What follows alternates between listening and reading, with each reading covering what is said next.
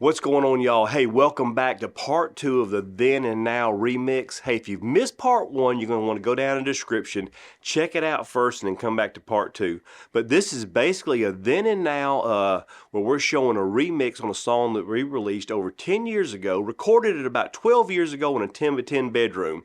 So it's kind of a little bit of embarrassing looking at this old mix, this first mix I've done, but we've added some production to it, re-released it, and we're going to show you the differences and some things that we've done that I've learned basically in the last 12 or 15 years.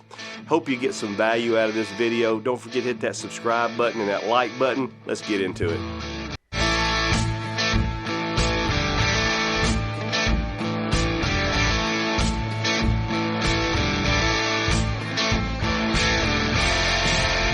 All right, so let's take a look at what we've got now. So the first thing we can take a look at is that I've got everything in folder tracks now. So now we'll be able to hear so much better of what we've. It's more organized. The track itself. I've got all the bus tracks. Everything is bussed into buses. All the FX channels are actually in folders too, and the nice thing about Studio One is these pop up here. You can do automation on them, automation lanes and so forth and so on. And you can see as you close folders, they disappear from here, so you can really concentrate on your mix. And what you can't see is I'm using the 32 channel Studio Live mixer in DAW mode, so all my faders are moving down here as well. So it's very easy to do. I can use it almost like a regular recording board. So one of the first things we see here in the drums, I've actually got good take here, but we've got a kick out and a kick in, and I use some drum samples now. Now, originally when I first got started, I used to think drum samples were cheating, those were a waste of time, or it's supposed to be more authentic. But recording here in Studio 825 here in this room, sometimes we don't get the best tone that we would like, and samples help out. And I've learned that almost every producer and almost everything you hear on the radio nowadays has some samples included. We're not replacing the kick drums and what Earl has played here. We're just adding a little bit to it and blending those in to give a nice fuller sound on those. So we'll see how that works out. And I'm only using that on the kick and the snare here.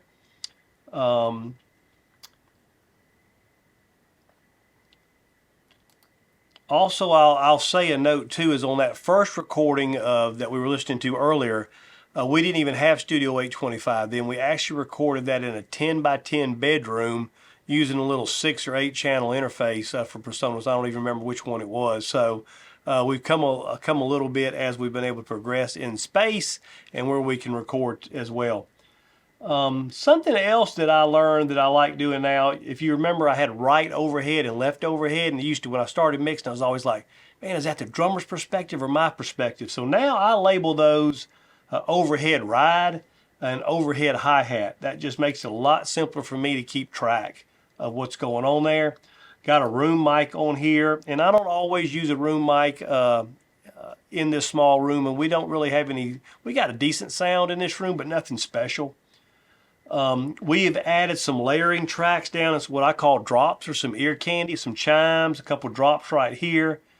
The shaker, how you remember it went through the whole entire song, I've left that out of the verse, and now it's just in the choruses. So I'm going to play for you here in just a second, let you show how that works. We're gonna solo these out.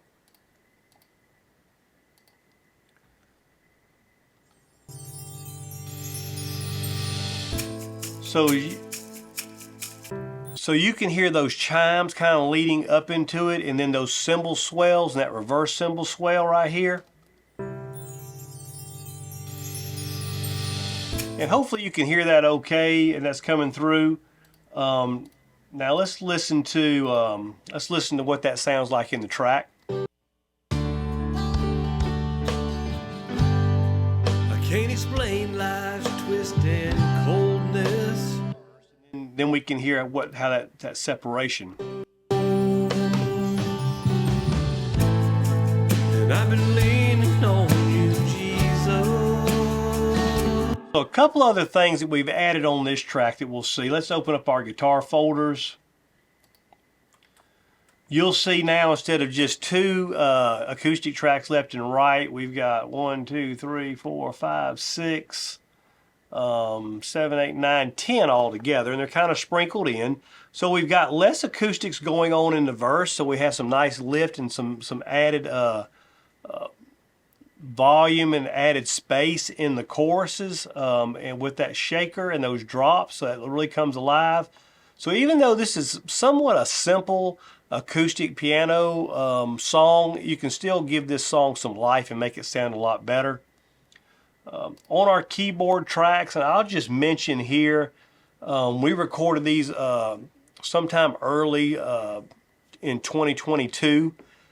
We lost our keyboard player. He passed away unexpectedly in March of 2023. We're going to re-release this song here in March of 2024. And so glad that we had these recordings that I saved of some keyboard parts and some pad parts, that we were able to include Bart in on this this new release, this production. So it's very special to us, this song, to be able to include him. So take a look at what we've got here. We re-recorded the keyboard parts.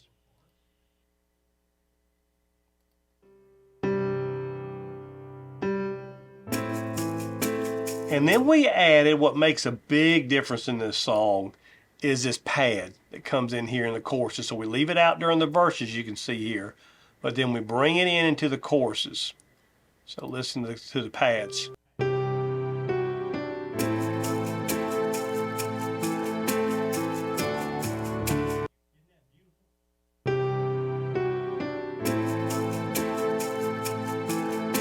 So yeah, so we've added that into the keyboard parts. Now let's take a look at what we did on the vocals. All right, on the vocals, we've got the lead track of vocals, then I've got another lead track of vocals, and I actually do have them paying left and right.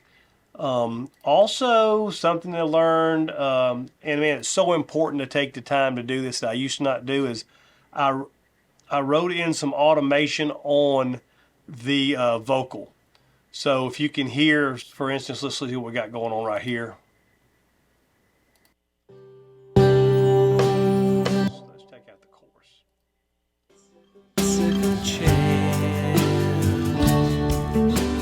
So you can hear chants. That probably died really too early when I was singing that. And you can see here that I raised the volume up on at the end of that, so it kind of stands out a little bit louder in the as that's dying out. Imagine, I'm not going to mess with that automation, but if that wasn't in there, you probably would have just disappeared in the track. So go back, man, make sure something that I was too lazy to do or really didn't know how to do or know about, but make sure you automate your vocals, and a lot of your other tracks too can use some automation. So then we've got this left and right lead vocal that's patterned, and that makes it sound nice, thick, and full. And then also I use a plug-in sometimes here. Let's see what we got going on. I'll show you this background vocal here. Yeah. So then we've got 4 layers of background vocal here that I've came back and tried to sing some type of harmony. Let's see what it sounds like. And I've been leaning on you, Jesus. So don't stick around to the end. We're going to do a little A and B compared to these projects. So one thing here that I've learned that I know I didn't do in the other one is I did a low pass cut on just about all of my instruments, and especially the vocals. They immediately already don't sound near as muddy. And then I've used this doubler plug-in. It's a David, the Prasado doubler preset that they have in there. That's usually what all I use. Still pan that all the way left and right, but this gives it a nice sound. It gives it automatic harmony. A couple semitones less here it shows. You can do that manually without the plug-in in Studio One and probably in most of your DAWs, but that really just gives it a nice harmony. And then we've got our new guitar player sang a couple harmonies right down here too. Let me embarrass him a little bit. I'm leaning on you, Jesus. So I know that might sound like it sounds a little reckless, or that doesn't sound like it's going to blend, but you know, you don't have to be perfect on a lot of these harmonies in key. You can use some auto tune or some melodyne if you like, and I use that on occasion, sparingly, because one, I'm still getting used to using it where it doesn't sound too wanky or have that T-Pain type effect. But listen to the song here, just with this vocal in the background. And I've been leaning on you, Jesus. Now, one thing I wanted to show you here, let me open up these bus tracks right here, and then we're going to go over. So one thing I'll tell you, that we have over 90 tracks, including the bus tracks and the effects channels and reverbs and delays and things, where the original track only had about 27, it had less than 30, and we've got over 90 in this production. So even as an acoustic piano simple song, still has a lot of tracks. All right, so let's take a look at kind of what the structure of the EQ and the plugins that I'm using here on this track. So if y'all want me to do another video of how to EQ and how my strategy is on that, hey, leave a comment down below. I'll make sure that maybe I'll go ahead and do one of those. But let's take a look at what I've got going on. So one of the things I've really started to become is a lot simpler. I've seen a little video on Chris Lord Algae where he's talking about, hey, he gets these tracks and it's got so many plugins, little plugins, that it's just taking the plugins off opens the track up and makes it so much nicer and a finished product. And I've really learned to do that myself. So you can see here on all the acoustic guitars, I don't have any plugins at all except on this one electric. And then when you look at the acoustic plug-in, I'm treating everything somewhat in one place. Here we go, right here. Highlight you up right here. So I got an EQ, got a little low pass, a little bump in the 600s, a little bump here at about 7K. Got a compressor, probably just hitting. And I've been leaning on you, Jesus. Yeah, so the compressor's just hitting about -3. It peaked out one time at 5. So one thing too I've learned is don't over compress your tracks. You just need maybe 2 or 3 dB at a time, maybe an EQ, maybe a little more compression if you need to.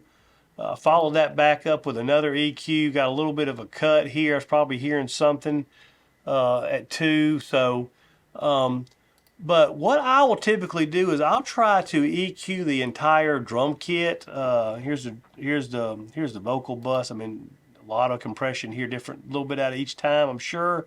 I'm not going to get into a lot of detail on that, but you can see this track is a lot simpler on plugins than the other one was. Here are my sends for my reverbs. Here's your bass bus. I just got one compressor and an EQ on. Taking a look at the kick bus here, and the key bus, snare bus. Where's my drum bus? Drum bus is here. So I have instead of EQing 3 different kick drums, instead of EQing 3 different snares as far as the sample and the snare bottom, snare top, kick in, kick out, I'm doing that all on one bus. Now, if I hear a problem, I will go back and individually address that, but the times of just soloing a kick drum out and listen to it for 15 minutes, adding a bunch of plugins, listen to it in the general mix, mix your whole drum kit as an entire instrument is what I like to do. And then if you've got to go back and treat something in the drum kit specifically, an overhead, something bright or something that stands out that you can't EQ that out, you'll save yourself a lot of CPU power. You'll save yourself a lot of plugins and really simplify the process, because if you get it right in the source, and this is another thing, and Joe Gilder that I've taken some classes from, very good, and he always preaches get it right from the source. As you begin to record stuff, if you get it sounding pretty good going in, you have to treat things less. Let's listen to the main differences here. Let's get these buses out of the way. And let's just listen to where it starts out, just the acoustic here.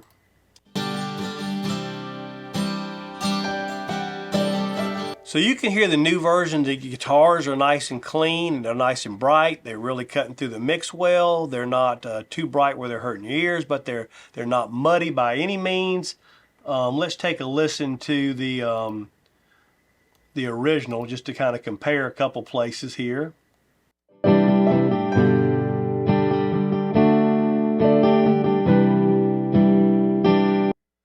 So you can see that's a lot muddier, a lot different. So let's listen to the difference again here.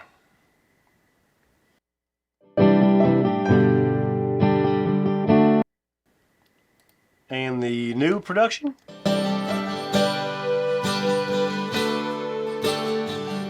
Night and day. Sounds so much better. Let's take a listen and see what the vocals sound like here. Let's mute that one. My dream, I wonder how it might be different.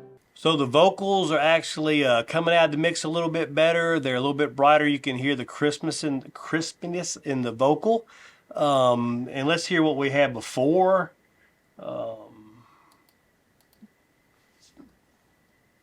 My dream,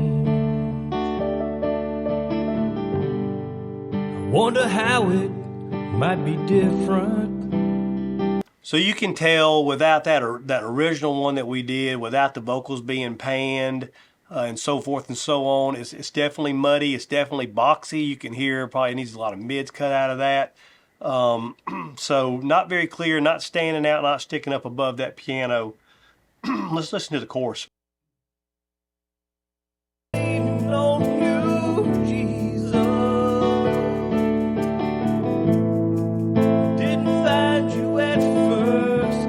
So that's the original production. So you can hear the vocal. It's still not really getting out over those two guitar tracks.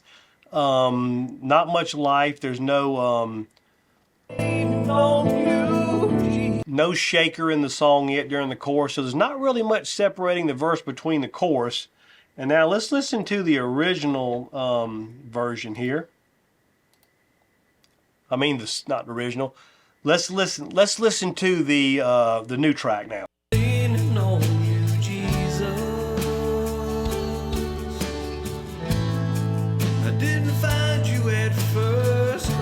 So you can instantly hear the vocal is nice and it's sitting in the mix, but it's actually, you can hear the vocal very good and very clear. You can hear the shaker come in, add some energy to the chorus that the verse didn't have. Definitely the different layering and effects on the vocal sounds a lot richer and a lot fuller. So let's listen one more time. Here is the new production. And the old production.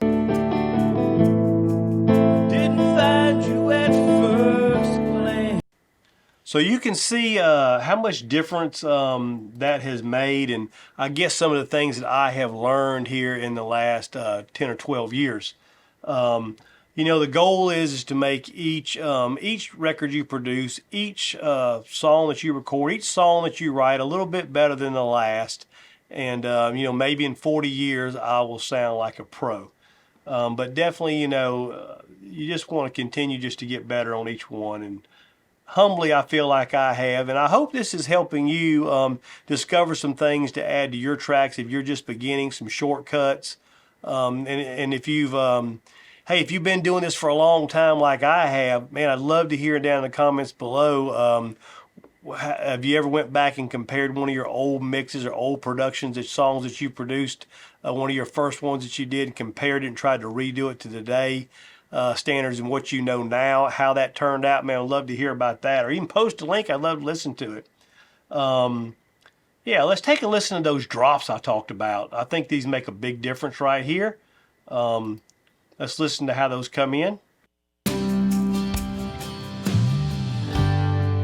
Life's not defined by. Let's listen to this. Let's listen to this drop coming into the. Let's listen to this drop coming into the chorus. You'll hear that transition from the verse into the chorus and that drop. Then when that shaker comes in, how much it differentiates the verse and the chorus, gives that chorus more energy, more pop. Plus you've got some more acoustics coming in with some diamond chords and so forth. And I've been leaning on you, Jesus. So you can really hear those chimes ramping up and that reverse swell. And if you've got headphones on, depending on how you're listening to this, or if you're in your studio monitors, you can probably really hear it. I hope you can hear it good. If you're listening to your phone or iPad or something, maybe not so much. And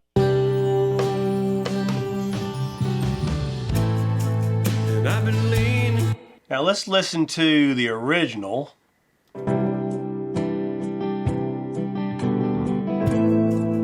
I've been leaning on you, Jesus. So definitely a little lifeless. There's no pop going into the chorus. There's nothing, no shaker. The shaker's in the whole song at that point, so you can't really hear it too good. It's down in the mix. I probably didn't low pass it, so it's just muddy and it's down there buried. But let's do it one more time. This is the original.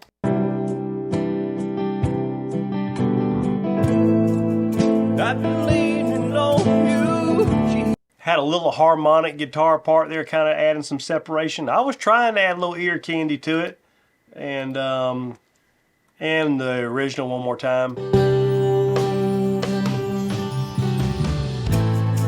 And I've been leaning on you, Jesus.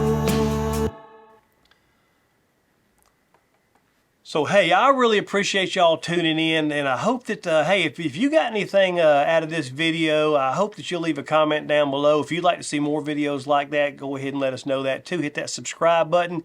Hey, if you want me to break down some of those techniques or get into more details about how I take a look at EQs and what I've learned in the last 12 or 15 years, I'd love to do a video on that for you as well. Just let me know if that's something that interests you. Hey, we love you and God loves you. Keep looking up. We'll see you next time.